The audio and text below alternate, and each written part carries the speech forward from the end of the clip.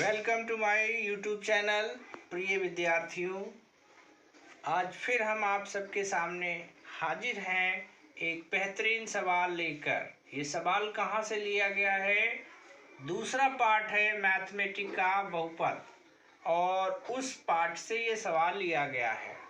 ये बड़ी मंथन के बाद ये सवाल हम आपके सामने लेकर आए हैं, इस उम्मीद के साथ कि इस बार की परीक्षा में ये सवाल अवश्य आएगा। पूरी उम्मीद है प्यारे बच्चों, आपकी इस परीक्षा में ये सवाल जरूर आएगा। तो चलिए देखते हैं क्या है सवाल। सवाल है, पहले बहुपद से दूसरे बहुपद को भाग करके जांच कीजिए कि क्या प्रथम बहुपद द्वितीय बहुपद का एक गुणनखंड है। ये सवाल कह रहा है और नीचे भी लिखा हुआ है, ये आपका प्रथम पद है, प्रथम बहुपद है, और ये द्वितीय बहुपद है। ये सवाल कह रहा है पहले बहुपद से, यानी इससे इसको भाग करना है। पहले बहुपद से दूसरे बहुपद को भाग करना है। तो चलिए, और हमें चेक करना है कि ये इसका गुणनखंड है या नहीं है। तो कैसे भाग करेंगे? आप लोगों ने 8th क्लास में भाग सीखे होंगे, अलजेब्रा के, बीजगणित के। ये सवाल आपको क्लास 8th में सिखाए गए हैं, फिर से एक बार हाई स्कूल में दिया गया है। क्या करना है? इस पद से, मतलब x की पावर 3 माइनस 3x प्लस 1 से भाग करना है इसको। ये क्या है? x की पावर 5 माइनस 4x की पावर 3 प्लस x की पावर 2 प्लस 3x और प्लस 1। अब हम लोग क्या करेंगे? अब इसको भाग करेंगे। कैसे करेंगे प्यारे बच्चों? बहुत आसान सा है, आप जरा ध्यान से देखिएगा। यहाँ पर हमारी पावर है 3, x की पावर 3 है, और यहाँ पर है x की पावर 5। इसका मतलब अगर x की पावर 3 से x की पावर 5 को हम काटते हैं तो हमको मिलेगा, रिमेनिंग में मिलेगा x की पावर 2। अब इस x की पावर 2 से इन तीनों पदों में गुणा करेंगे। x की पावर 2 से यहाँ भी, x की पावर 2 से यहाँ भी, और x की पावर 2 से यहाँ भी। तो चलिए करते हैं। x की पावर 2 और x की पावर 3 की मल्टीप्लाई जो होगी वो आ जाएगी x की पावर 5, क्योंकि मल्टीप्लाई में ये जो पावर्स होती हैं ये जुड़ती हैं। तो यहाँ 2 पावर थी, यहाँ 3 थी, इसलिए ये 5 हो गई।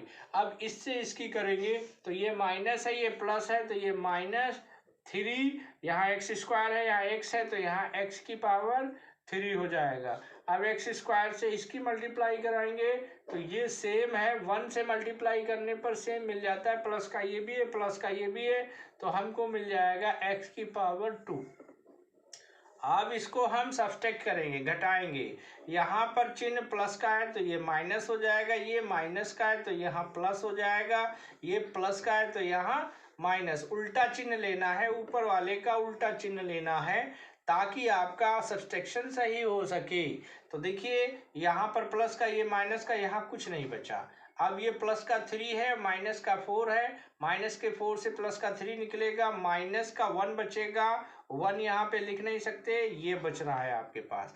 अब यहाँ एक माइनस का एक प्लस का, ये तो कैंसिल आउट हो गया, ये आपका बचा प्लस का 3x और प्लस 1। अब हमें यहाँ भी x की पावर 3 है और यहाँ भी x की पावर 3 है, तो अब हमारे पास अलग क्या है? इससे अगर हम काटेंगे तो हमको मिलेगा -1।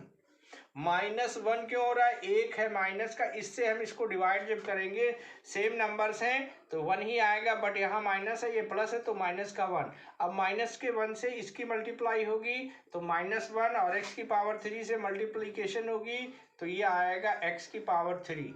अब -1 से इसकी मल्टीप्लीकेशन होगी तो ये आएगा माइनस, ये भी है, माइनस ये भी है, तो ये आ जाएगा प्लस का 3x। अब -1 और +1 की मल्टीप्लीकेशन होगी तो माइनस प्लस माइनस, माइनस का 1। अब फिर से पुनः हम लोग करेंगे, क्या करेंगे? सब्सट्रैक्शन। ये माइनस का है तो यहाँ प्लस चिन्ह लग जाएगा, ये प्लस का है तो माइनस, और ये माइनस का है तो प्लस का। चिन्ह का बहुत ध्यान रखिएगा, अगर चिन्ह आपने यहाँ गड़बड़ किए तो ये सवाल गलत हो जाएगा। इन चिन्हों के ऊपर ही ये डिपेंडेड है। तो यहाँ प्लस का एक माइनस का यहाँ कुछ नहीं बचा, यहाँ एक माइनस का एक प्लस का कुछ नहीं बचा, ये प्लस का 1 बन गया और ये भी प्लस का 1 बन गया। तो इसका मतलब हमारे पास दो शेष बचा है, दो शेष बचा है। और प्यारे बच्चों, आपको पता है अगर किसी बहुपद से दूसरे बहुपद में भाग दें और कुछ शेष आ जाए तो ये वाला बहुपद इसका गुणनखंड नहीं होगा। तो यहाँ पर हम लिखेंगे चूंकि दो शेषफल है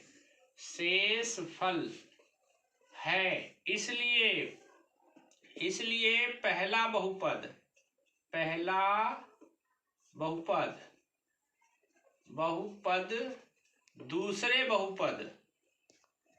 दूसरे बहुपद का गुणनखंड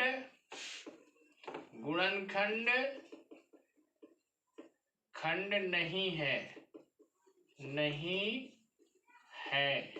यानी कि अगर इससे भाग करने पर हमें शेषफल कुछ ना मिलता तो ये वाला आपका इसका एक बहुगुणनखंड होता। तो ये आपका हल हो चुका है। आपको कैसे भाग करना है ये आप इसे बार बार देखकर समझ सकते हैं। प्यारे बच्चों, ये बहुत इंपॉर्टेंट क्वेश्चन है। अभी तक ये आया नहीं है तो इस बार पूरी उम्मीद है कि इस बहुपद से इस तरीके का कोई क्वेश्चन अवश्य आएगा। अभी तक भाग वाली विधि से कोई भी क्वेश्चन नहीं आया है तो इस बार उम्मीद है कि जरूर आएगा। तो प्यारे बच्चों, आपकी सेवा में हमेशा तत्पर हूँ और आपके लिए बेहतरीन वीडियो बनाता रहूँगा।